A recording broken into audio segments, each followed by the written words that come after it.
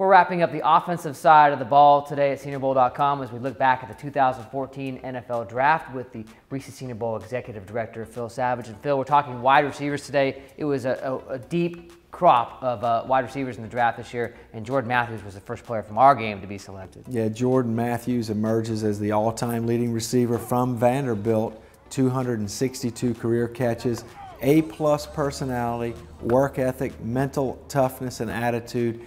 He's going to plug right into the Philadelphia Eagles system under Chip Kelly.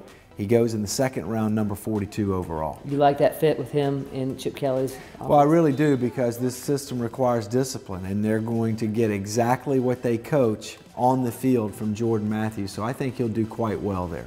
Certainly a good kid off the field as well. Senior Bowl bump. We call it the Reese's Senior Bowl bump. The player that gets really a boost from having come to Mobile to spend a week here with the rest of the NFL. Who's your bump player? Well, a slot receiver out of Oklahoma, JALEN Saunders. Now, he was a former teammate of Derek Carr at Fresno State. Derek Carr requested that Oklahoma be put on the South team with him so he could throw passes to JALEN Saunders, a familiar receiver. But Saunders ends up going in the fourth round to the New York Jets. He brings athleticism, quickness. He's undersized, but he's extremely fast, very productive as a slot and as a return man. So he'll bring a different dimension to this New York Jet offense that's trying to find some additional weapons for Geno Smith. Who's your wide receiver that will provide immediate help to his team in 2014? You know, I'm going to take a shot on Robert HERRON from Wyoming. Now, he didn't go until the 6th round of the draft to the Tampa Bay Buccaneers, but they took Mike Evans in the top 10 from Texas A&M, 6'5", 231.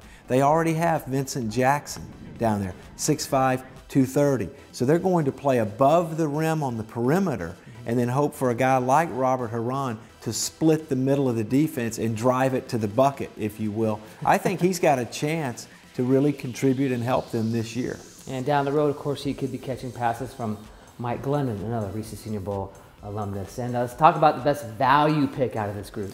Well, we talked about slot receivers a moment ago with JALEN Saunders, and back in the 90s and early 2000s, these receivers were typically not drafted. Wayne Corbett, Wes Welker come to mind. But now most teams have a column on their draft board for slot receivers. And the Ravens take a chance on Mike Campanaro from Wake Forest in the 7th round. And again, he's a player that's got savvy, instincts, very tough, all-time leading receiver for the Demon Deacons. I think he may find a place on this Raven offense under Gary Kubiak.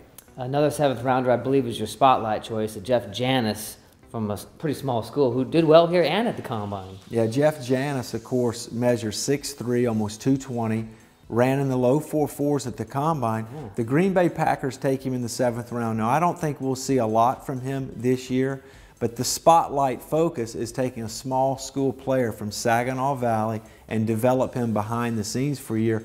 Maybe we see big things from Jeff Janis in the future with the Green Bay Packers. Now, he's your spotlight choice. We're going to turn the spotlight onto the defensive side of the ball in our next series here as we look back at the 2014 NFL Draft.